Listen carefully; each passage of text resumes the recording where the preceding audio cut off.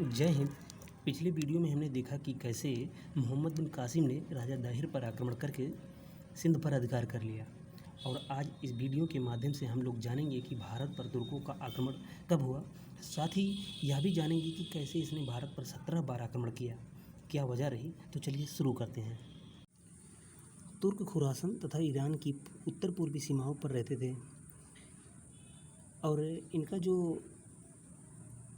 स्थान था, निवास स्थान था रहने का, ये था आज के जो बसे हुए देश हैं, उज़्बेकिस्तान, किर्गिस्तान, तुर्कमेनिस्तान, इन्हीं जगहों पर तुर्क बसते थे। प्रारंभ में ये प्राकृतिक शक्तियों की पूजा किया करते थे। कालांतर में तुर्क इस्लाम के अनुयायी, प्रचारक और रक्षक बन गए। आज अफ़गानिस्तान की एक जगह है जिसका नाम था गजनी। वहीं पर गजनी वंश चल रहा था, जिसका दूसरा नाम यामनी वंश भी है। गजनी की स्थापना अल्तबगीन ने की थी, जो खुरासन का राज्यपाल हुआ करता था। इसका एक गुलाम भी था जिसका नाम था सुबुक्तगीन, और इसी सुबुक्तगीन का पुत्र महमूद गजनवी था। इसी के समय में भारत में पेशावर में हिंदू वंश का शासक जयपाल था। तब हमारी सीमा जो है पेशावर से शुरू होती थी, जिसका राजा जयपाल था। यही सुबुक्तगीन, ये जो सुबुक्तगीन है, बार बार आक्रमण करता था राजा जयपाल के ऊपर, लेकिन ये हर बार अपने आक्रमण में असफल रहा। 998 ईस्वी में जब इसने आक्रमण किया तो राजा जयपाल ने इसे पेशावर के बाहर ही रोक लिया तथा उसकी हत्या कर दी। इसके बाद महमूद गजनवी 998 ईस्वी में शासक बना गजनी वंश का, और इसने कसम खाई कि वह हर वर्ष भारत पर आक्रमण करेगा। यही वजह थी कि इसने हर वर्ष भारत पर आक्रमण किया। 1000 से लेकर 1027 तक इसने 17 बार आक्रमण किए भारत पर। इसका जो पहला आक्रमण था, इसका जो फर्स्ट आक्रमण था, वो पेशावर पर था, क्योंकि भारत की सीमा यहीं से शुरू होती थी। पेशावर के ही शासक जयपाल पर ये आक्रमण कर रहा था। नतीजा कोई भी नहीं निकला और ये असफल रहा। इसने दूसरा आक्रमण फिर पेशावर पर ही किया, राजा जयपाल पर।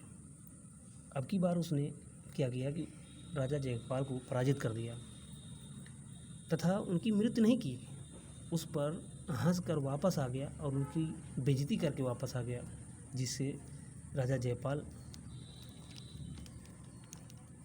की बहुत बेइज्जती हुई। इस बेइज्जती को सह ना सके राजा जयपाल और आत्महत्या कर ली। पूरी हिस्ट्री में आत्महत्या करने वाला ये एक मात्र हिंदू शासक था। उस समय भारत सोने की चिड़िया कही जाती थी। गजनवी भारत पर आक्रमण करता और लूटपाट करना चाहता था। 1006 ईस्वी में इसने नगरकोट के मंदिर पर आक्रमण किया। 1008 में आनंदपाल को पराजित करके, आनंदपाल कौन था? आनंदपाल इसी जयपाल का पुत्र था। 1011 से 1012 ईस्वी में इसने मथुरा और उज्जैन पर आक्रमण किया।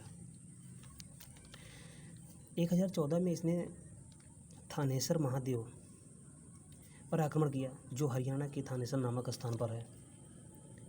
ये 1014 में आक्रमण, और ये जो थानेसर है, थानेसर नामक स्थान हरियाणा में पड़ता है।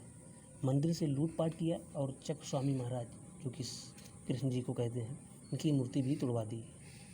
मूर्ति भंजक इसे बताया गया है इतिहासकारों के द्वारा। इसका सबसे चर्चित जो आक्रमण था वो था 1025 का, जिसमें इसने सोमनाथ मंदिर पर आक्रमण किया।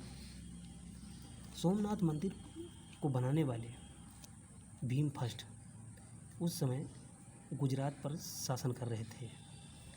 भीम फर्स्ट कौन थे? भीम फर्स्ट चालुक्य वंश के एक राजा हुआ, जिनकी राजधानी अनहिलवाड़ थी। सोमनाथ मंदिर का निर्माण भी इन्होंने करवाया था। भीम प्रथम के सामंत विमल ने आबू पर्वत पर दिलवाड़ा का प्रसिद्ध जैन मंदिर भी बनवाया। उस समय का कहना था कि सोमनाथ मंदिर जो है लकड़ी का था और उसका दरवाज़ा सोने का था। महमूद ने मंदिर का दरवाज़ा व भोलेनाथ की मूर्ति को लूटा और मंदिर नष्ट करवा दिया। वह इसे लेकर उत्तर भारत की ओर बढ़ ही रहा था, तभी जाटों ने उसे घेर लिया और सोने का दरवाज़ा लूट लिया। इसी से गुस्सा होकर महमूद ने अपना अंतिम आक्रमण जाटों के ऊपर कर दिया 1027 ईस्वी में। 1027 में जब जाटों के ऊपर आक्रमण किया तथा उसको हरा कर गजनी वापस लौट ही रहा था, इस आक्रमण में जाटों से युद्ध में और इस आक्रमण में उसे बुरी तरह से चोटें लगी और वह घायल हो गया। 1030 में इसकी मृत्यु हो गई। जब 1014 का आक्रमण इसने किया था थानेसर महादेव मंदिर के ऊपर, तो उसी समय इसका सबसे प्रसिद्ध लेखक अलबर्नी भारत आया था। अलबर्नी की एक किताब है जिसका नाम है किताबुल हिंद, या इसे तहकीक हिंद भी कहते हैं। उसका दरबारी कवि भी था एक, जिसका नाम था फिरदौसी। इसने एक पुस्तक लिखा था शाहनामा। शाहनामा कैसी पुस्तक थी? 7वीं सदी में फारस, मतलब आज का आधुनिक ईरान पर अरबों की विजय होने से पहले के फारस के बारे में लिखा है।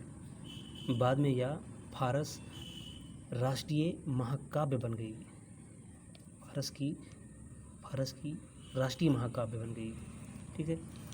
उतबी जो है चचनामा का अनुवाद किया था। यह चचनामा से ही जो मोहम्मद बिन कासिम का जो है अरबों का आक्रमण के ही स्रोत है, ये फारसी में इसका अनुवाद करता है। और बैहाकी ने जो है तारीख़ सुपुर्दगीन के बारे में जो है इसमें बताया गया है। सुल्तान की उपाधि धारण करने वाला प्रथम मुगल शासक बना गजनबी। भारत में इसे गाजी की उपाधि धारण की। मिलते हैं नेक्स्ट वीडियो में। जय हिंद।